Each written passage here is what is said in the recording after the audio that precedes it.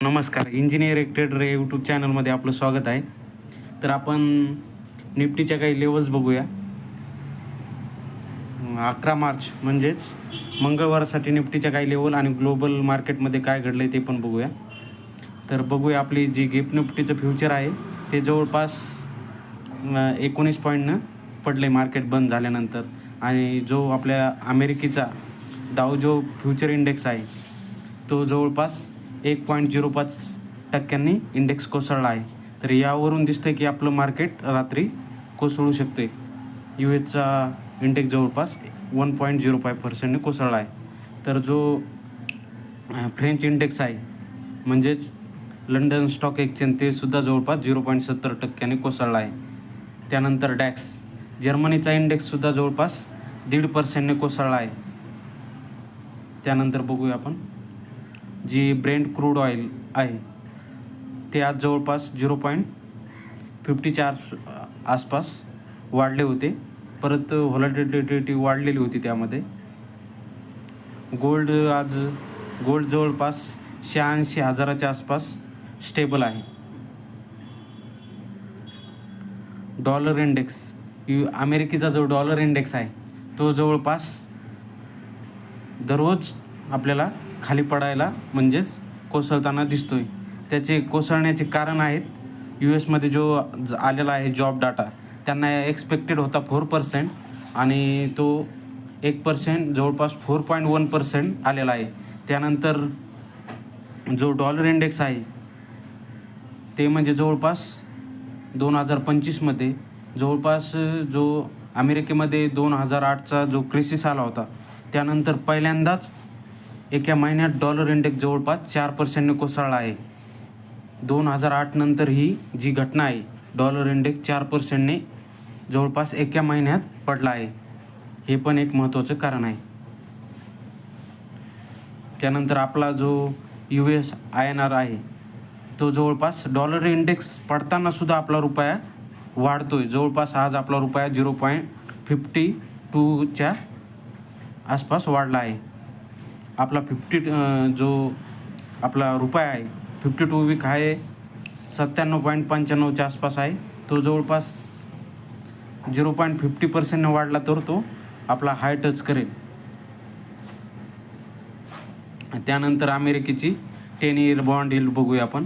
अमेरिकेची 10 year bond yield आज जवळपास 1%ने कोसळली आहे. इंडियाची 0.50%ने, तर जर्मनीची 1%ने कोसळली आहे. तर आणि लंडनची जवळपास 0.22%ने कोसळली आहे.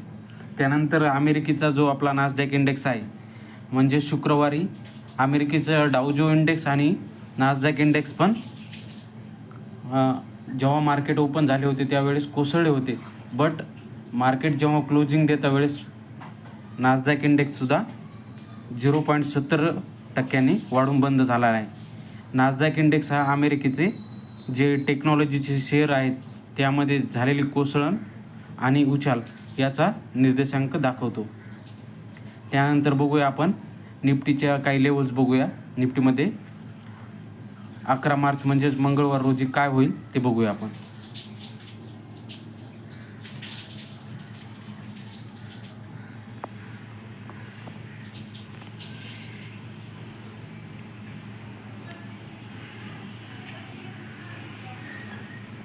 आज मार्केट 9:15ला एक ग्रीन कॅन्डल देऊन मार्केटने जो 22,550 हा मोठा सपोर्ट होता तो मार्केटने सपोर्टवर घेत मार्केटने जवळपास 22,600 हा रेजिस्टन्स तोडला. 22,600 हा रेजिस्टन्स तोडल्यानंतर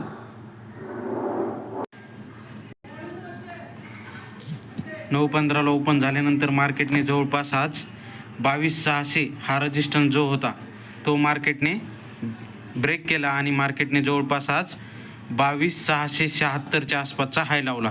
त्यानंतर मार्केटने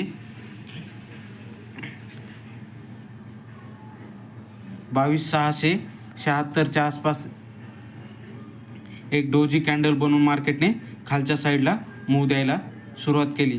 त्यानंतर मार्केटने 22,600 22,600चा जो सपोर्ट होता वरून, तो मार्केटने जवळपास 12च्या आसपास ब्रेक केला. 12 वाजता जवळपास ब्रेक केला. परत मार्केटने ब्रेक करून खालच्या साईडला 40 पॉईंटची मूव दिल्यानंतर परत मार्केटने 22,600 ह्या रेजिस्टन्सला टच करून मार्केटने परत तिथून डोजी कॅन्डल बनत खालच्या साईडला मूव दिली. त्यानंतर मार्केटने 22,550 हे सुद्धा सपोर्ट तोडून जवळपास मार्केट 22,450ला टच केले मार्केटने. मार्केट आज जी क्लोजिंग झाली मार्केटची 22,450च्या आसपास झालेली आहे.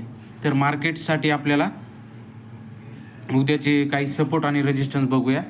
तर मार्केटमध्ये आता आज जी निफ्टीची क्लोजिंग झालेली आहे ती जवळपास 22,450च्या आसपास झालेली आहे.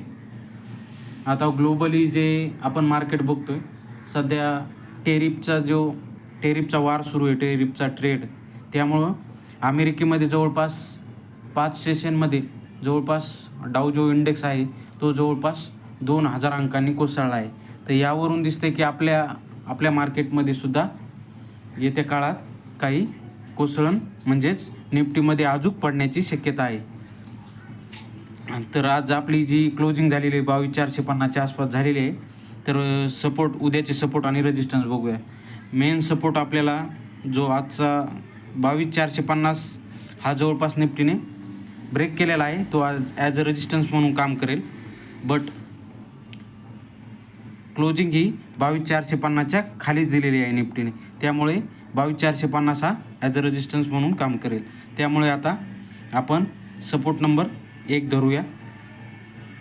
22,300 हा निफ्टीचा सपोर्ट नंबर 1 असेल.